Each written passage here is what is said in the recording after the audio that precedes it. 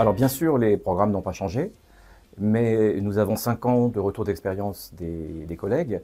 Et sur cette base, on a décidé d'un profond renouvellement pédagogique de notre manuel. On s'est notamment inspiré de Patrick Marquès, avec qui on a collaboré, qui est un professeur et formateur de l'Académie de Rennes, qui nous a beaucoup aidés. Et nous avons décidé d'avoir un manuel plus proche de la réalité des élèves de seconde. Et pour ce faire, on l'a clairement divisé chaque chapitre en 2 blocs. Un bloc court et un bloc exploré.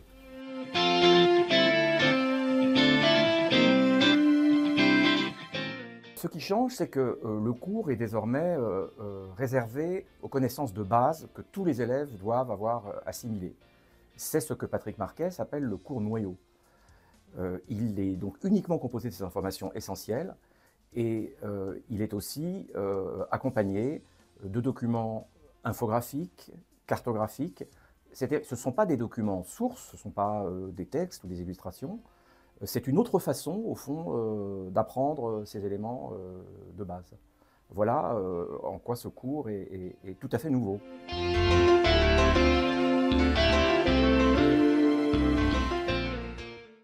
On a voulu rompre avec ces dossiers un peu à l'ancienne, où à travers 4, 5 ou 6 documents, on essayait de traiter exhaustivement un thème, ce qui est irréaliste par rapport à la classe de seconde.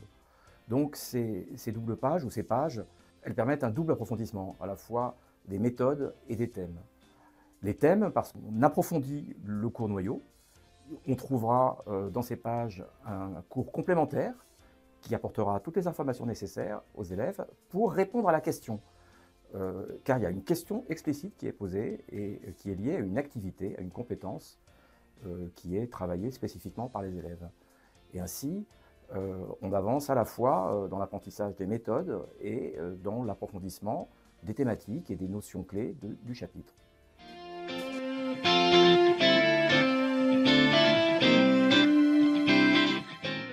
Ceux qui aiment la pédagogie inversée peuvent demander à leurs élèves de travailler à la maison le cours noyau et ensuite, avec les élèves en classe, on peut travailler les pages explorées. Ces pages explorées, elles viennent à chaque fois compléter le cours noyau, c'est-à-dire qu'on peut passer un peu plus vite sur un chapitre et on peut passer un peu plus de temps sur un autre en travaillant davantage ces pages explorées. On peut aussi, bien sûr, pratiquer une pédagogie différenciée, puisque les pages explorées sont identifiées par leur niveau de difficulté, 1, 2 ou 3 étoiles, ce qui permet à chaque enseignant de faire travailler ses élèves spécifiquement par rapport à ce niveau de difficulté.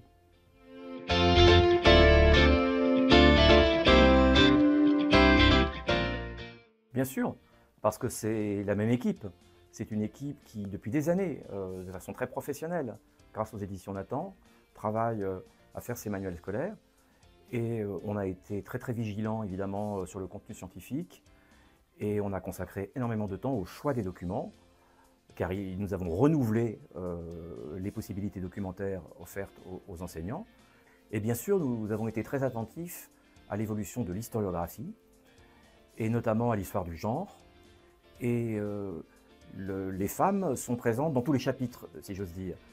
Pour nous, il ne s'agit pas de consacrer une fois ou deux un dossier aux femmes. Il s'agit à chaque fois d'être attentif à la place des femmes dans cette histoire.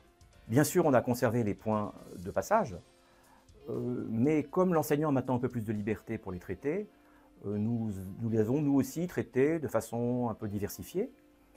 Et ça a permis d'ouvrir le programme à de nouveaux documents originaux qui devraient permettre aux enseignants de faire aimer l'histoire à leurs élèves.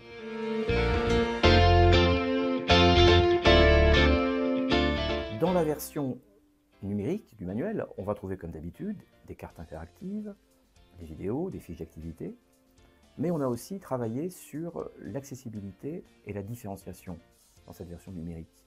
Par exemple, tous les cours et tous les textes sont lus par des professionnels. On propose aussi, pour les élèves concernés, une version 10 des textes. Et enfin, pour tous les textes un peu compliqués, il y a des questions de compréhension qui doivent aider les élèves à mieux comprendre les documents.